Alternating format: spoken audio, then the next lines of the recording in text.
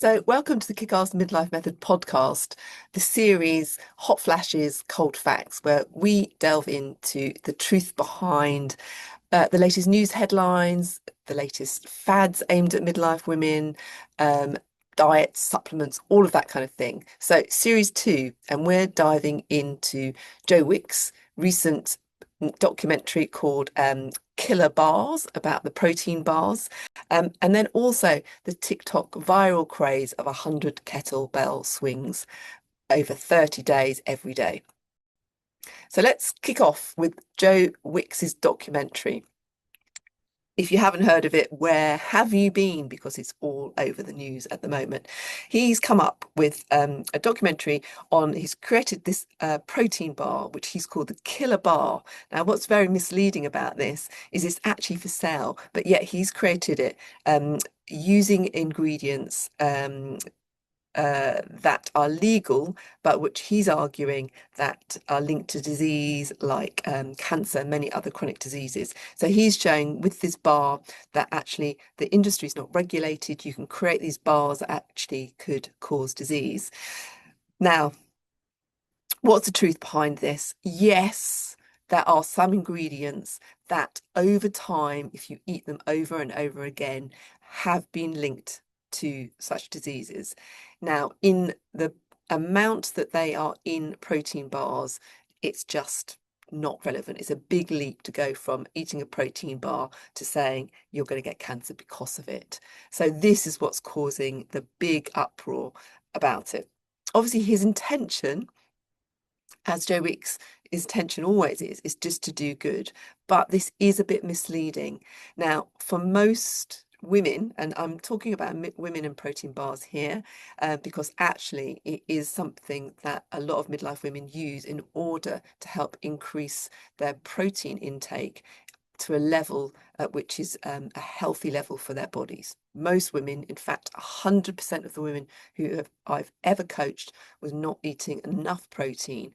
And I'm not talking about a protein-rich diet above and beyond normal limits. I'm talking about what their average intake should be. They weren't hitting it. So a lot of midlife women are now using protein bars to help increase that. Now, the alternative is they're eating a chocolate bar or biscuits. So actually having a protein bar is a positive change.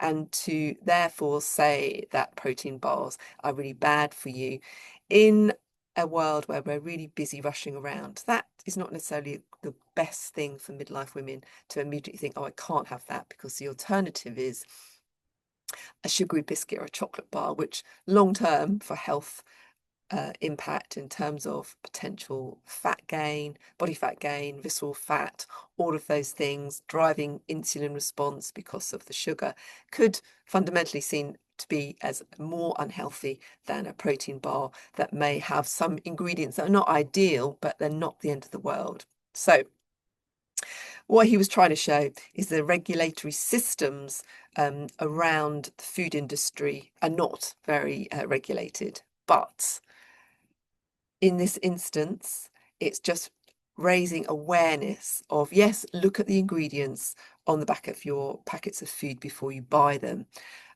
But it's not going to cause you cancer by having a protein bar. So, yeah, I'd be interested to hear anybody who's watched the program, what you think of it. I think he was trying to do good, but has maybe just jumped on the wrong product and made a bit of a bigger leap than is necessary. Fundamentally, what is better for everybody is you just look at your diet as a whole, rather than picking out individual items of food that you should be avoiding or not having those, or having and not having. It's about generally making sure all your three macros are represented in all three meals that you have during the day, and not singling out one single product that is suddenly going to turn the tide either for your health or for chronic disease, because it's not really a case of that.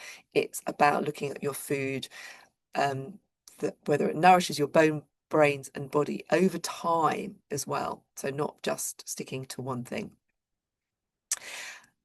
The second headline we're looking at is actually from TikTok. So there's a viral thing going around about using a kettlebell and doing 100 swings every day for 30 days. Now, various claims that it is going to flatten your tummy and help with fat loss, strengthen your glutes, reduce your back pain, and improve your health and condition system.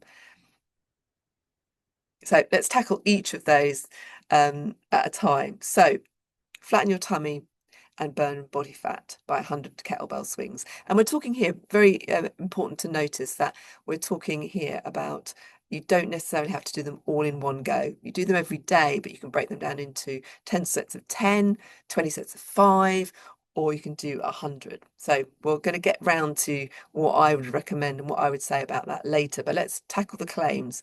Number one, that it's going to flatten your tummy and burn body fat. Incorrect. It will not do that. Exercise builds your muscles over time and your strength.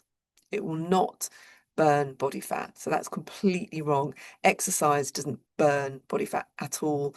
Muscle is not turned into muscle from body fat. They're two separate tissues. Nutrition changes your body fat, nothing to do with exercise, or very tiny amount. It's better for you to think of it as something that strengthens your body, gives you endorphins, drives energy.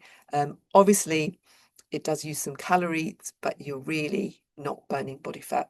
And then strengthen your glutes. Yes, it does strengthen your glutes if you're doing it correctly.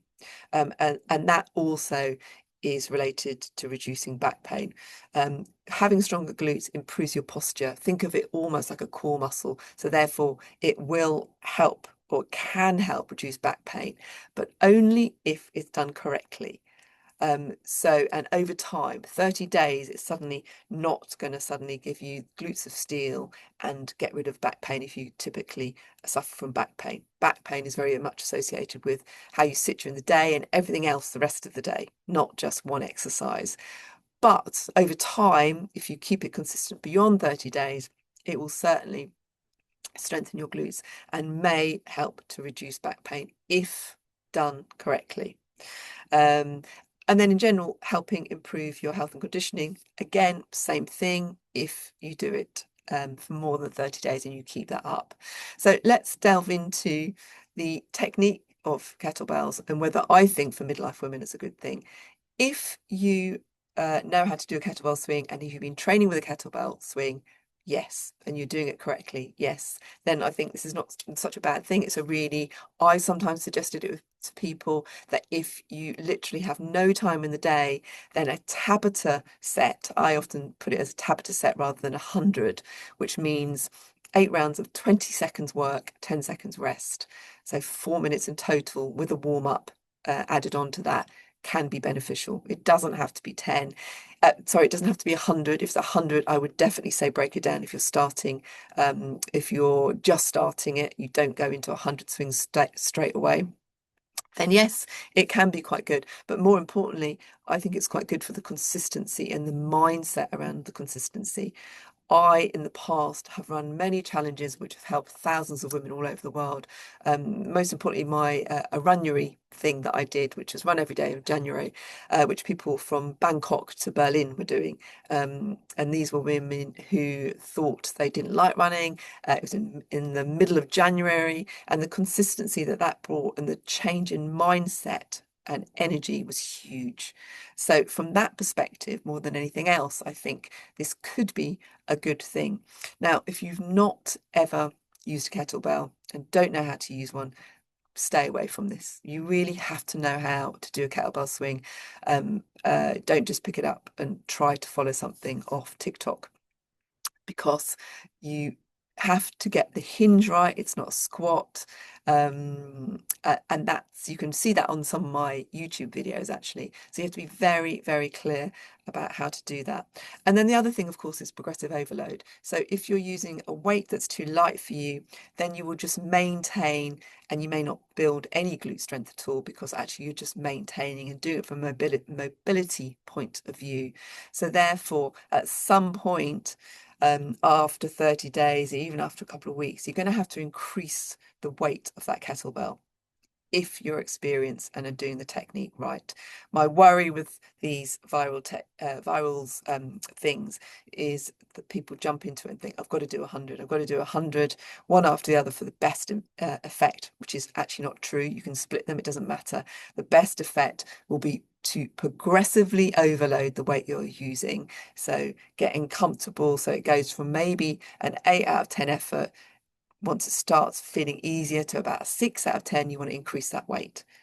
Not a massive jump, you just increase it a little bit and then you go again. So therefore, the thing with using a kettlebell is that you end up having to keep buying them. Otherwise, the effect won't challenge your muscles, and therefore you'll start to stagnate and just maintain rather than build strength. So yes, from a mental mindset perspective, then I think the viral TikTok kettlebell swings, breaking it down, could be a really good thing. In terms of strength, that's going to have to come with progressive overload of that kettlebell. So I hope that's been useful for the Hot Flashes Cold Facts on episode 2.